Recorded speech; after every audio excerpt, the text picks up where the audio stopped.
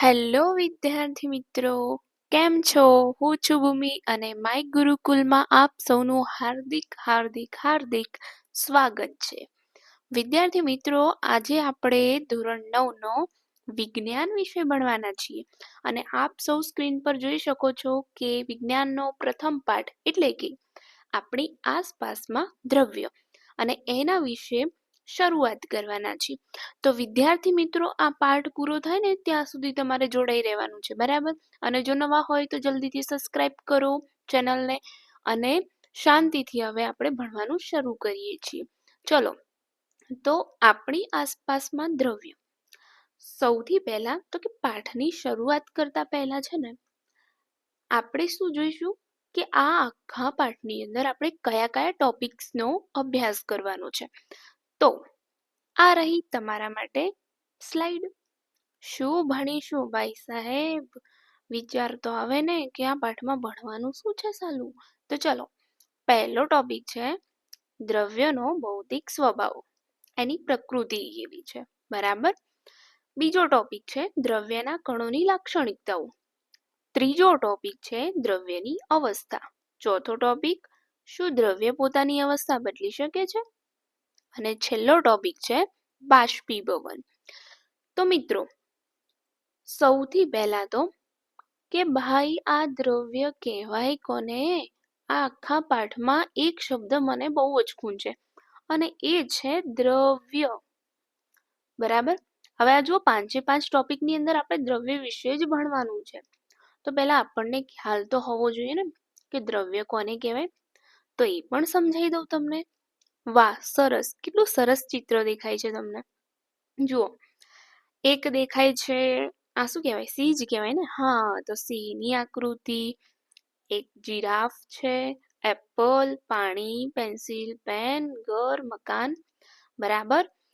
એક ઝાડ દેખાય છે, સરસ મજાના વાદળો દેખાય છે. નીચે ઇંગ્લિશમાં કંઈક ક્વેશ્ચન પૂછેલો છે, વોટ ઇઝ મેટર? આપણે પેલી ભાઈબંધો હાથે મેટર થઈ જાય એ મેટર નહીં હો. અહીંયા મેટરનો અર્થ થાય દ્રવ્ય. તો હવે તમને સવાલનો અર્થ સમજાઈ ગયો હશે. What is matter? દ્રવ્ય શું છે? તો એને કંઈક લીટીમાં આ સાયન્ટિસ્ટ ભાઈ છે ને એમને સમજાવ્યું છે કે anything that has mass and tax up space. Okay, શું કહે છે કે એવું કંઈ કે જેની જોડે દળ હોય, માસ હોય, બરાબર? પોતાનું કંઈક વેટેજ હોય, વજન હોય, દળ હોય, અને ટેક્સ અપ સ્પેસ મતલબ જગ્યા રોકે. એવી કઈ પણ વસ્તુ કે જે જગ્યા રોકતી હોય અને દળ ધરાવતી હોય એને દ્રવ્ય કહેવાશે. ચલો, એ તો બરાબર છે.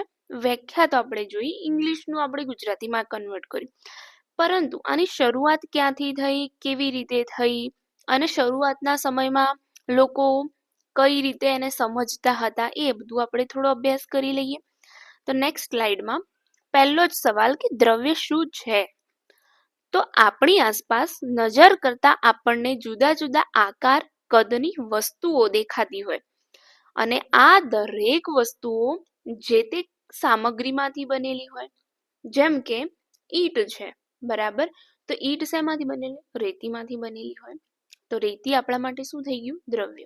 એટલે કે આપણી આજુબાજુ નજર કરતી જે કઈ વસ્તુ દેખાય, બરાબર, અને આ દરેક વસ્તુ જે કઈ સામગ્રીમાંથી બનેલી હોય તેને દ્રવ્ય કહેવાશે, બરાબર? જોઈ શકો છો અહીંયા તમને એક બરફ ચાચા આપેલા છે. ના, બરફ ચાચો નો કહેવાય, આને શું કહેવાય? બરફ નાનકો કહેવાય, હા ને? ચલો, ઓકે, જે બી. એના પછી પાણી ભાઈ આપેલા છે જે ગ્લાસમાં પૂરાઈ ગયા છે અને એની બાજુમાં એક સરસ સ્માઇલ કરતું વાદળ આપેલું છે. આનો અર્થ કે બરફ છે એ પાણીનું કેવું સ્વરૂપ છે? સોલિડ, ઘન સ્વરૂપ, લિક્વિડ પાણી, પ્રવાહી અને વાયુ સ્વરૂપ. ચલો, એ તો આપણે આગળ જોઈશું ડિટેલની અંદર. હવે આ તો ખાલી એક રમૂજી માટેની ઇમેજ મૂકેલી છે જેથી તમને થોડું ભણવામાં ફન આવે. Okay, next. જો મેં કીધું હતું ને તમને કે પહેલાના લોકો શું સમજતા હતા એ આપણે જોવું પડે. તો ભારતની વાત કરીએ તો પ્રાચીન તત્વજ્ઞાનીઓએ દ્રવ્યનો મૂળભૂત 5 તત્વમાં વર્ગીકરણ કરેલું હતું.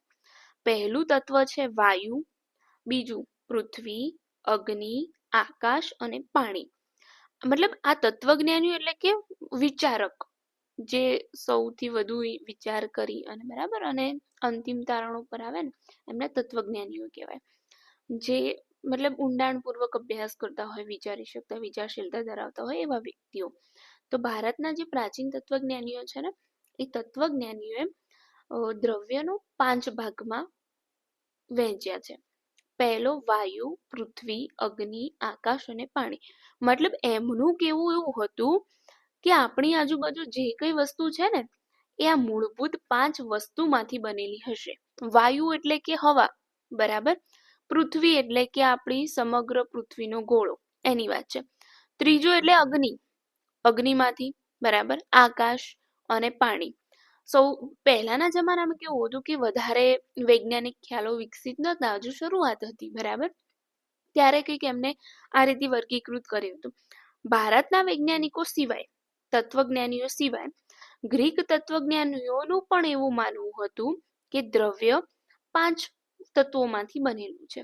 એના પછી અત્યારની જો વાત કરીએ તો આધુનિક વૈજ્ઞાનિકોએ દ્રવ્યનું વર્ગીકરણ, હવે જોજો આ શબ્દ પકડજો, ભૌતિક ગુણધર્મો, બરાબર, અને રાસાયણિક સ્વભાવ, કયો સ્વભાવ?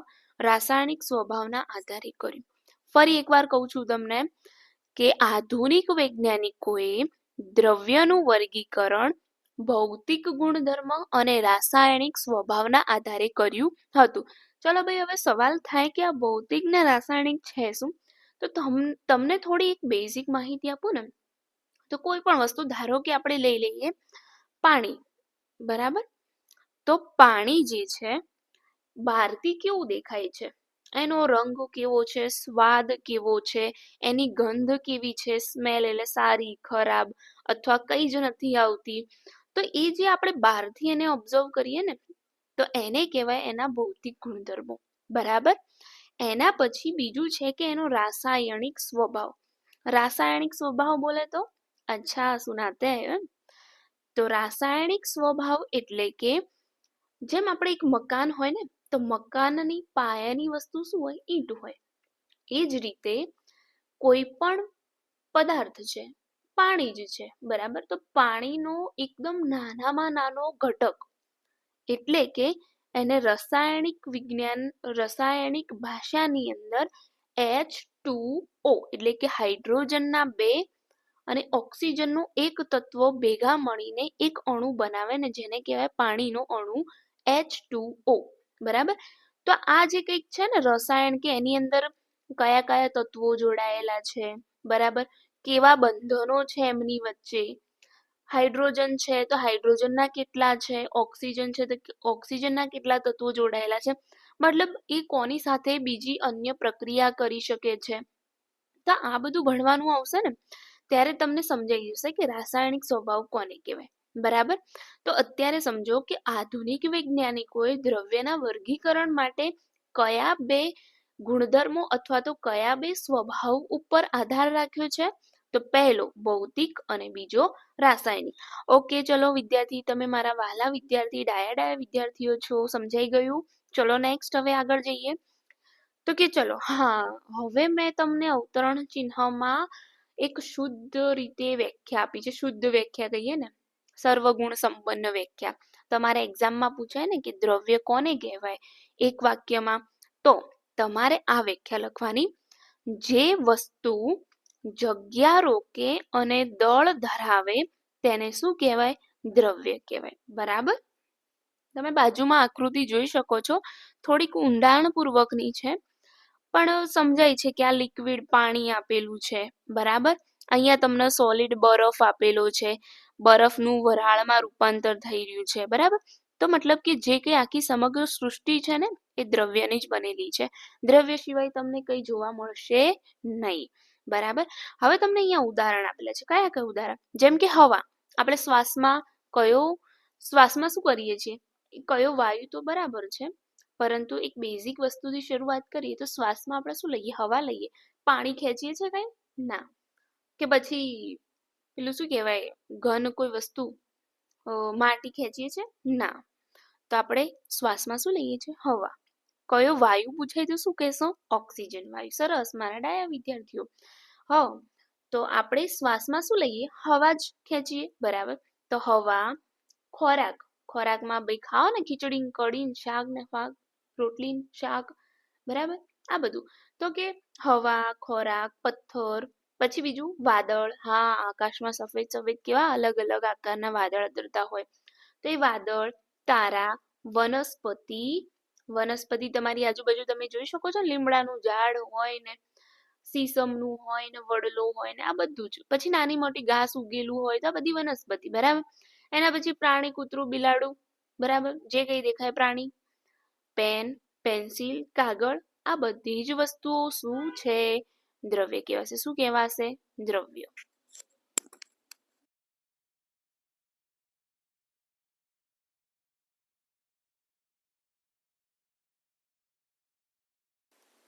તો આ બધી જ વસ્તુઓ શું કહેવાશે? દ્રવ્ય કહેવાશે, બરાબર. ઓકે. એના પછી નેક્સ્ટ, દ્રવ્યનો ભૌતિક સ્વભાવ. આ શું ચાલુ થયું? આપણે તો દ્રવ્યની વાત કરતા હતા ને. હા મારા વાલા વિદ્યાર્થીઓ, આપણે અહીંયા અભ્યાસ કર્યો પહેલા દ્રવ્ય શું છે, દ્રવ્યના પહેલા કેટલા ભાગમાં વર્ગીકરણ કરાયું હતું, બરાબર. એના પછી આધુનિક વૈજ્ઞાનિકોએ કયા બે સ્વભાવ ઉપર આધાર રાખ્યો વર્ગીકરણ માટે, એના પછી વ્યાખ્યા જોઈ અને એનું ઉદાહરણ જોયું. હવે આપણે મેઇન મુદ્દા ઉપર આવવું પડશે ને. તો પહેલો મુદ્દો શું છે? દ્રવ્યનો ભૌતિક સ્વભાવ, બરાબર. ભૌતિક સ્વભાવ એટલે ખ્યાલ આવશે કે દ્રવ્યનું કેવું આકાર, રંગ કેવો છે, એનો સ્વભાવ કેવો છે, બરાબર. જો તમને એક વસ્તુ સમજાવું કે કોઈ પણ માણસ હોય ને, તો એ બહારથી કંઈક જુદો હોય એનું વર્તન, અને અંદરથી કંઈક જુદું વર્તન હોય. તો તમે બહારથી એનું જે ઓબ્ઝર્વેશન કરો છો ને, બહારથી તમે એને જુઓ છો અને પછી એનું તમે વર્ણન કરો કે આ ભાઈ હાઈટમાં, કદમાં આટલો છે, લાંબો છે, ટૂંકો છે, જાડો છે, પાતળો છે, બરાબર. તો આ બધું જે છે ને એનો સ્વભાવ થઈ જાય. કેવો સ્વભાવ પણ કહેવાય? ભૌતિક સ્વભાવ. કેવો સ્વભાવ કહેવાય વહેલા વિદ્યાર્થીઓ? ભૌતિક સ્વભાવ કહેવાશે, બરાબર. તો ચલો આપણે પણ દ્રવ્યને રંગ, રૂપ, કદથી ઓળખવા પડશે. ઓહો, ચલો ચાલુ કરીએ. તો એનો પહેલો જ સ્વભાવ શું છે કે દ્રવ્ય કણોનું બનેલું છે. હા, કણોનું બનેલું છે. હવે દ્રવ્ય છે ને એ પણ કંઈક નાની નાની વસ્તુઓનું બનેલું છે. એને શું નામ આપ્યું છે? કણ. આપણને એટલી તો ખબર પડે ને, આપણે રેતીમાં રમતા હોય ને, તો એનો એક નાનામાં નાનો પાર્ટિકલ લઈ લેવાનો હાથમાં, નાનામાં નાનું એક કણ આવે ને, હા, એને આપણે શું કહેવાનું? કણ. નાનામાં નાનો ઘટક. એનાથી નાનું કંઈ હોય જ ના, એનાથી નાનું તમને કંઈ દેખાય જ ના, તો એને આપણે કીધું કણ. ઓકે. તો તમને અહીંયા આકૃતિમાં બાજુમાં એક શબ્દ દેખાય છે, ઘન. આ પ્રવાસી નહીં, પ્રવાહી છે થોડું, હો, પ્રિન્ટિંગ મિસ્ટેક. અને આ છે આપણો વાયુ, બરાબર. જો એમાં કંઈક અલગ અલગ છે કે આ ઘનના કણો છે ને એકબીજાની નજીક અડી અડી અડી પીસાઈને ભરાઈ ગયા છે. હા, થોડી થોડી ક્યાંક જગ્યા જોવા મળે છે, પણ એ અવગણી દઈએ તો આ જે મોટા ભાગના કણો છે એકબીજાની શું છે? એકદમ નજીક જોડાયેલા છે. એની સરખામણીમાં આપણે કોની વાત કરીએ? પ્રવાહીની. પ્રવાહી કેવું છે ભાઈ? તો પ્રવાહીના કણો થોડા દૂર અંતરે છે, એ મતલબ કે ઘનથી કેવા છે? થોડા દૂર, અને વાયુ કરતા થોડા નજીક છે, બરાબર. એટલે કે અહીંયા થોડા નજીક નજીક થોડી થોડી જગ્યા જોવા મળશે, ઘન કરતા વધારે જોવા મળશે, બરાબર. પ્રવાહીમાંથી અહીંયા આપણે વાયુ ઉપર ક્યાં જઈશું? વાયુ ઉપર. તો વાયુની અંદર જુઓ પ્રવાહી અને ઘન કરતા સૌથી છૂટા છૂટા કણો જોવા મળશે, બરાબર. તો આ જે કણો છે એવું કહી શકીએ કે કોઈ પણ દ્રવ્ય છે, ભલે કેવું હોય, પથરો હોય, પાણી હોય કે હવા હોય, પણ એ બધા જ દ્રવ્યો શેના બનેલા હશે? કણોના બનેલા છે. શું ભાઈ, આ તો ઉકળી ગયા. શું કહેવા માંગો છો? મને પ્રયોગ કરીને સમજાવો. હું બિલોરી કાચ લઈને ઊભો છું, મને સમજાવો. મને દેખાતું નથી કંઈ. મને એક પ્રયોગ કરી બતાવો. તો તમારા માટે પ્રયોગ પણ રેડી છે. ટાંટાણા, દેખો. અહીંયા પ્રયોગ એકદમ ઈઝી છે, તમે જાતે પણ પોતાના ઘરે કરી શકો. હવે એક એવો કાચનો ગ્લાસ લેવાનો, જેને આજુબાજુ આપણે આરપાર જોઈ શકીએ, બરાબર. તો આ આરપાર લીધેલા ગ્લાસને એક બારથી લીટું કરી અને એટલે સુધી પાણી ભરવાનું, બરાબર. એની અંદર તમે 2-3 ચમચી મીઠું નાખશો. આ શું છે આપણું? મીઠું છે. શું છે ભાઈ? મીઠું. મીઠું મેં તોતા, ઠીક હે. આ શું છે? મીઠું છે. મીઠું જે છે અહીંયા તમને લખેલું છે એડિંગ સોલ્ટ, મીઠું ઉમેરવાનું, બરાબર. તો મીઠું ઉમેરતા તમે અહીંયા જોઈ શકો છો, તમને અહીંયા કંઈક મીઠાના કણો દેખાય છે, બરાબર. તો મીઠાના કણો શું થાય? પાણીની અંદર ભળી જશે. પછી એ જ ચમચીથી લઈને મંડી પડો, હલાવી દો 1 મિનિટ સુધી. ઓકે ઓકે, બસ બસ, પતી ગયું. એના પછી તમે અવલોકન કરો શું થાય છે. તો તમારા માટે અહીંયા 3 પ્રશ્નો છે, દેખાય છે બાજુની અહીંયા લખેલા છે. 1 બોલે તો 2 અને બોલે તો 3. ચલો ઓકે. પહેલો સવાલ શું છે કે ચમચી વડે હલાવતા, એટલે કે આપણે શું કર્યું? મીઠું નાખી અને પછી ચમચી વડે હલાવ્યું, પછી ઊભું રહેવાનું. પ્રશ્નનો જવાબ આપો. ચમચી વડે હલાવતા શું જોવા મળે છે? તો તમે શું કહેશો કે અમે મીઠું નાખ્યું હતું, એ તો હવે મને જોવા જ નહીં મળતું. એનો અર્થ શું થયો કે મીઠું પાણીમાં શું થયું કહેવાય? ઓગળી ગયું કહેવાય, બરાબર. તો બીજો સવાલ, તો ઓગળેલા મીઠાના કણો ગયા ક્યાં? મીઠાના જે પણ કણો હતા નાના નાના, તો એ ક્યાં ગયા? તમે તો હલાવ્યું એટલે શું કહી અદ્રશ્ય થઈ ગયા? ચૂડેલ આઈને લઈ ગયા? ના ભાઈ ના, અહીંયા ચૂડેલ વૂડેલ ન આવે. હો, અહીંયા શું આવે? પાણીના કણો. એટલે કે આ જે પાણીના કણો છે ને, આપણે આગળની સ્લાઇડમાં જોયું કે અહીંયા પાણીના કણો વચ્ચે જગ્યા છે, બરાબર. પ્રવાહીના કણો વચ્ચે શું છે? જગ્યા છે. તો ત્યાં તમે મીઠાના કણો ઉમેરો છો, તો અહીંયા શું થશે? તો કે મીઠાના કણો એડ થઈ જશે. જો હું તમને થોડા પીળા રંગથી કરીને બતાવું કે જ્યાં પાણીના કણો વચ્ચે જગ્યા છે ને, ત્યાં કોણ ગોઠવાઈ ગયું? મીઠાના કણો ગોઠવાઈ ગયા, બરાબર. તો આ રીતે કંઈક જોવા મળે છે. તો તમારો જવાબ શું આવશે કે પાણીના કણો વચ્ચે રહેલી જગ્યામાં મીઠાના કણો ગોઠવાઈ ગયા. ખ્યાલ આવી ગયો? હવે ત્રીજો સવાલ તમારા માટે. તો શું મીઠાના કણો પાણીના કણો વચ્ચે ગોઠવાઈ ગયા, તો પાણીના સ્તરમાં કઈ ફેરફાર થયો? એટલે કે તમે મીઠું નાખો છો તો પાણી એટલું ઊંચે આવે છે? જેટલું 2 ચમચી નાખો તો 2 ચમચી જેટલું મીઠું નાખ્યું એટલું પાણી ઊંચે આવે છે? તો શું જવાબ આવશે? ના ભાઈ. એ ક્યાંથી ખબર પડશે? તો તમે શરૂઆતમાં પાણી જેટલી લીટી દોરી અને એટલું પાણી ભર્યું હતું, અને જો એ લીટીથી મીઠું નાખ્યા પછી જો એ લીટીથી પાણીનું ઊંચું સ્તર આવે, તો શું કહેવાશે? કે એનું લેવલ વધ્યું, સ્તરમાં ફેરફાર થયો. પરંતુ એવું કંઈ જોવા મળશે નહીં. તમે ઘરે જાતે પ્રયોગ કરી શકો છો, સક્ષમ છો, બરાબર તમે બધા? ઓકે.